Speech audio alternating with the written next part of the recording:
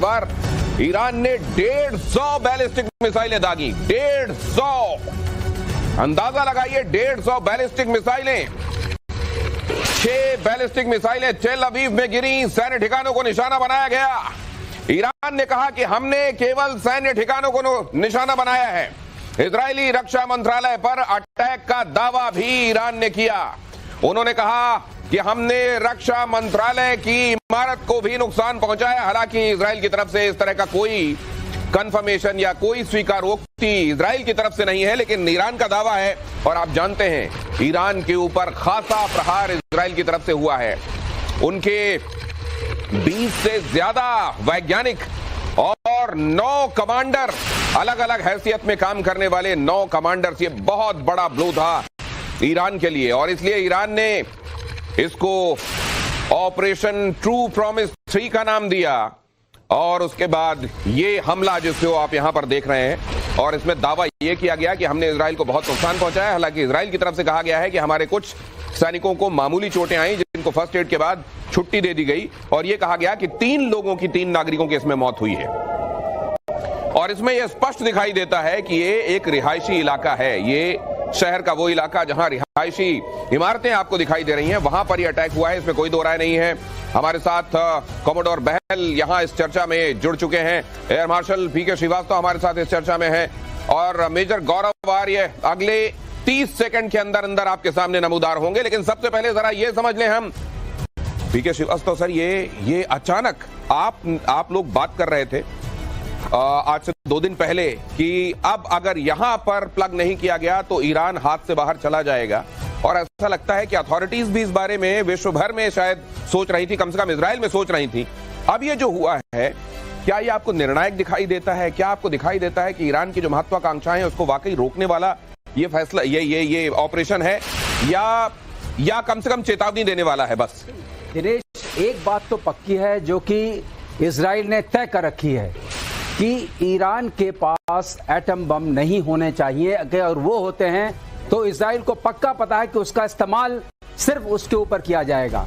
और ये जो है, और इजराइल के पास इतना क्षेत्रफल नहीं है, इतना एरिया नहीं है कि वो रियली एटम बम से अपनी वो कर सके। इस वक्त जो है 408 किलोग्राम यूरेनियम उनके पास है। सर मैं तो दिए समझना चाह रहा हूं, 60% वो प्योरिटी पर है। अगर वो डर्टी बॉम्ब भी बनाते तो बड़े बनेंगे, हाँ। लेकिन बन सकते हैं। और ईरान के पास एक और क्षमता है, उनके पास मिसाइल्स हैं, हाइपरसोनिक मिसाइल्स भी हैं, जो टेक्नोलॉजी तो रशियन है लेकिन उससे बनी हुई है, तो अभी उसको फेंक भी अभी कुछ देर के लिए ये मानते हुए, इसलिए उसको ये घातक हमला, जैसे हमने पिछली बार हम लोगों ने कहा था, ये जरूरी है कि उसके इंफ्रास्ट्रक्चर पर, जो कि एटम बम बनाते हैं, लीडरशिप पर, और जो उनकी सैन्य अधिकारी जो इसमें इन्वॉल्व हैं, उनका समाप्त होना या उनको खत्म करना इजराइल ने अपना मुहिम बना रखा है। तो अगर ये मुहिम है, और अगर फिलहाल ये माने कि इजराइल और ईरान तक ही ये सीमित होने वाला है, और दोनों को आप कंपेयर करते हैं, कौन कहां दिखाई देता है?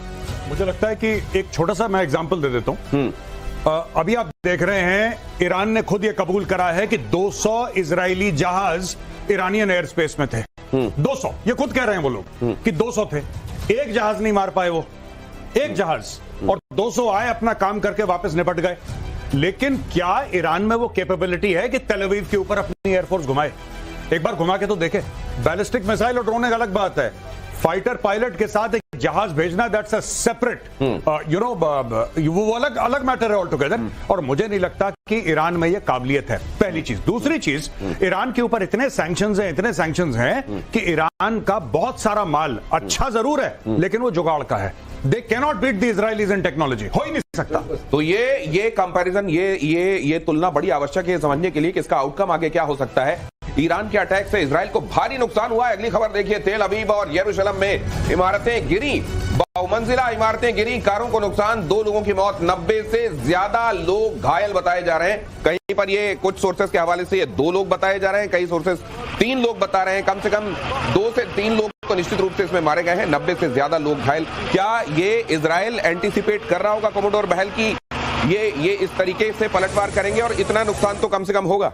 बिल्कुल, वो एंटिसिपेट तो कर रहा था, इसलिए उनके बहुत सारे सिस्टम है, जैसे थार्ड है, जैसे कि आयरन डोम है, एरो सिस्टम है, पैट्रियट भी है। एक पैट्रियट का उन्होंने बोला, ईरान ने क्लेम किया कि वो डिस्ट्रॉय किया, लेकिन उससे कोई फर्क पड़ने वाला नहीं। थर्ड की 2 बैटरीज हैं।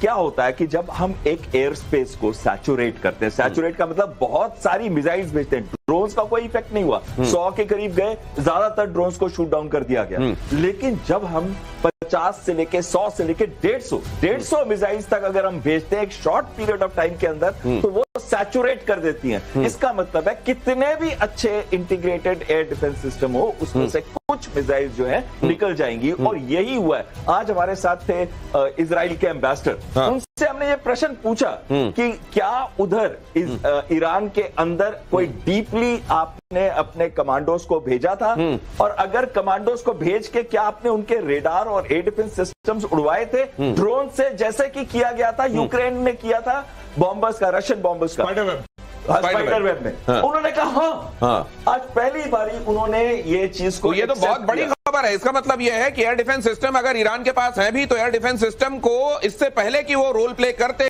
उनको इनर्ट कर दिया गया था। ये खबर देखिए जरा, ईरान के एटमी ठिकानों पर फिर से अटैक। शुक्रवार देर रात इजराइल ने हमला किया। नए इजरायली हमलों में 60 और लोग मारे गए। इजरायली हमले में अब तक 138 लोग मारे गए हैं। और इजराइल गार्ड्स जो रक्षा मंत्री हैं, उन्होंने तो ये स्पष्ट कर दिया है कि अब ईरान इसके लिए तैयार रहे। एक्चुअली ईरान को इसका अंदाजा होगा क्या कि ये होने वाला है और इतना बड़ा होने वाला है? देखिए, बहुत बड़ा ये ब्रह्मचलानी है, बहुत बड़े कमेंटेटर हैं जियोपॉलिटिक्स में, और भारत की जो न्यूक्लियर डॉक्ट्रिन है जी, उनमें भी उनका भी हाथ है उसको लिखने में। ब्रह्मचलानी साहब का एक ट्वीट है जिसको पूरा मीडिया डिस्कस कर रहा है जी। और आज मैं उस ट्वीट के बारे में बताता हूं। उन्होंने बोला है कि ये डिसेप्शन था बहुत बड़ा, जिसको भेद कहते हैं। अच्छा, ये भेद करा कैसे? ट्रंप ये चूरन देता गया ईरानियंस को कि बेटा तुमसे हम बात कर रहे हैं, तो आओ बैठो बात करो। तो लोग बात कर रहे थे। अच्छा, ये कल जो आने वाला संडे है, कल फिर से एक मीटिंग होने वाली थी। अच्छा। स्टीव विटकॉफ है जो अमेरिका का रिप्रेजेंटेटिव, वो उसके साथ ईरानियंस को बैठना था और शांति वार्ता होनी थी।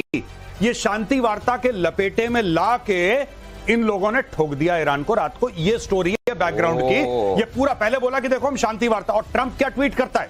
ट्रंप ये ट्वीट करता है कि मैंने तो तुम्हें बोला था, देखो कि मैं तुम्हें 60 दिन की मोहलत देता हूं, और फिर कहता है आज 61वां दिन है। आज 61वां। हाँ, लेकिन मेजर गौरव आर्य, आप जो कह रहे थे कि स्पाइडर वेब को बड़े तरीके से स्टडी किया गया है जी, स्पाइडर वेब में भी यही हुआ। अगले दिन शांति वार्ता होने वाली है, उसके पहले यहाँ पे देखिए हरकत की गई थी। कुछ खास तरीके से स्टडी करा इन लोगों ने। हाँ, बिल्कुल खास तरीका। मेरे को एकदम पैटर्न वही दिखाई दे रहा है जी, कि जब तक यहाँ पर झुंझुना, जैसे हम लोगों ने पहले जब मॉक ड्रिल यहाँ पर की, वो समझ रहे थे मॉक ड्रिल की जा रही है, और उधर अगले दिन काम हो गया था, सायरन वहां बज गया। उसी तरीके से यहाँ पर यह सोचा जा रहा था कि वार्ता होगी, और यहाँ पर बिल्कुल दिनेश भाई, इन लोगों ने क्या करा, मोसाद के कमांडोज गए ईरान के बिल्कुल अंदर चुपचाप, और काफी समय पहले से वही ट्रक्स, वही गाड़ियां इन्होंने ईरान के अंदर छुपा दी।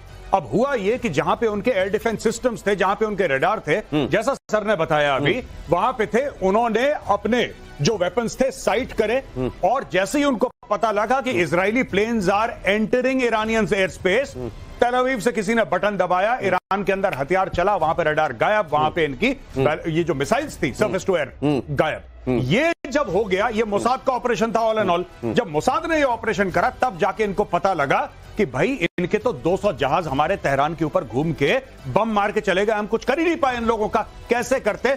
जिनको करना था वो खत्म हो चुके थे। ये होता है पैर के नीचे से कालीन खींच लेना। ईरान के सुप्रीम लीडर आयतुल्लाह खमेनी की धमकी, इजराइल को करारा जवाब दिया जाएगा। देखिए खबर, इजराइल कभी युद्ध से नहीं निकल पाएगा। अरे अगर इजराइल युद्ध से नहीं निकल पाएगा तो आप निकल जाएंगे क्या? बहरहाल खमेनी कह रहे हैं कि इजराइल कभी युद्ध से नहीं निकल पाएगा, तेल अवीव को बर्बाद कर देगा तेहरान। अब इसके अलावा चारा क्या है ये कहने के अलावा?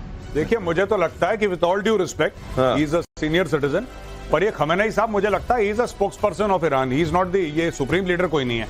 मुझे एक बात समझ में नहीं आती है, हर समय ऐसे बयान देते हैं, खून की नदियां बहेंगी, बारूद के ढेर में चिंगारी लग जाएगी, ये हो जाएगा फलान, और कर कुछ नहीं पाते। इन्होंने 150 बंदे मार दिए, इन्होंने 2 मारे। इजराइल का जो असली ताकत है उसका ह्यूमन रिसोर्स है। आपने बिल्डिंगें 10 बना ली, उसके पास अरबों डॉलर बने, दोबारा 10 बिल्डिंग खड़ी कर लेंगे। उनको थोड़ा ना दिक्कत है, दिक्कत तो आप लोगों को है, पहली चीज। दूसरी चीज, आपको पता है अमेरिकन डिस्ट्रॉयर्स ने इजराइल की मदद करी है। उनके जो ईरान के ड्रोन्स हैं, उनकी बैलिस्टिक मिसाइल्स उनको मार गिराया है। आपको पता है जॉर्डेनियन टाइम्स एक अखबार है, उसकी रिपोर्ट आई है कि जॉर्डन ने भी और यही 2024 में भी करा था, सऊदी अरब ने मारे हैं भाई ईरान के ड्रोन्स, ईरान की बैलिस्टिक मिसाइल जॉर्डन ने मारे हैं। तो फिर ये ईरान और इजराइल का तो मामला रह नहीं गया, बाकी सबकी इन्वॉल्वमेंट है। बाकी तो इन्वॉल्वमेंट है ही तो फिर अगर ये बाकी इन्वॉल्वमेंट है तो क्या इसे वर्ल्ड वॉर की तरफ जाने वाला सिनेरियो भी समझा जाए? क्या फिर ये असल में ब्लोइंग आउट द प्रोपोर्शन हो जाएगा सिचुएशन का? इजराइल से संघर्ष के बीच ईरान ने दिखाए वेपन, ईरान ने अपने अंडरग्राउंड हथियार दिखाए, घातक मिसाइल और ड्रोन की नुमाइश की। इजराइल ने अमेरिका से मांगे बंकर बस्टर बम।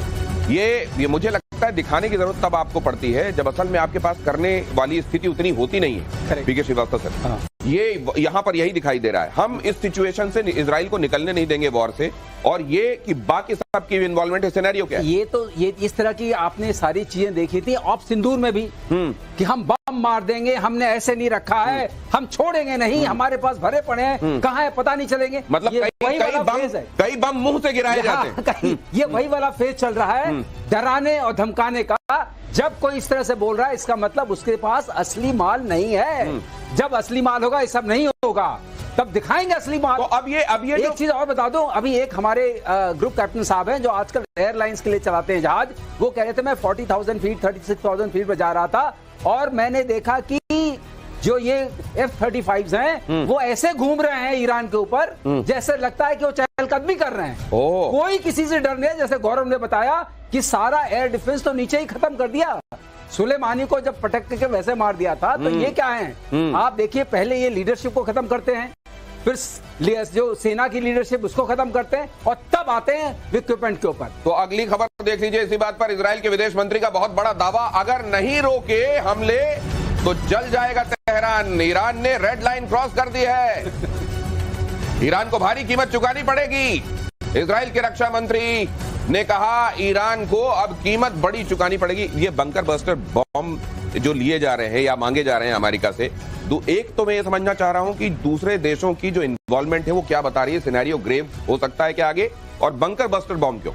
ये देखिए, जो फॉडो है न्यूक्लियर साइट, वो ऐसे माउंटेन के अंदर अबाउट काफी नीचे, कई सैकड़ों मीटर नीचे है। जैसे इधर किराना के बारे में बात, जैसे किराना की बात हो रही थी, लेकिन उसके लिए जैसे इन्होंने अफगानिस्तान में बॉम्ब यूज किए थे तो उसको तो मदर ऑफ ऑल बॉम्ब्स कहते थे, लेकिन ये वाला जो बॉम्ब चाहते हैं GBU 57, जो कि नियरली 12 से 13 हजार केजी का या फिर 30,000 पाउंड कह सकते हैं, वो वाले बॉम्ब चाहिए इनको, ताकि वो पेनिट्रेट करे और डिले हो उसके अंदर और फिर एक्सप्लोड करे। मास पेनिट्रेशन बाय डिले और फिर एक्सप्लोड करे। तो ये समझ लीजिए कि जैसे ड्रिल, आपके अब देखा होगा ना घरों में जो ड्रिल मशीन होती है, तो पहले जाए ड्रिल करे, अंदर चला जाए बॉम्ब पूरा एक्सप्लोसिव लेकर और वहां जाकर फटे और फिर कुछ भी नहीं बचेगा। और इसमें बड़ी महत्वपूर्ण चीज ये आ जाती है कि जो सेंट्रीफ्यूजेस हैं वहां पे 50,000 से ऊपर 14,000 के करीब सेंट्रीफ्यूजेस तो नातांज में है, और जो फॉडो में है वो सबसे एडवांस्ड सेंट्रीफ्यूज है।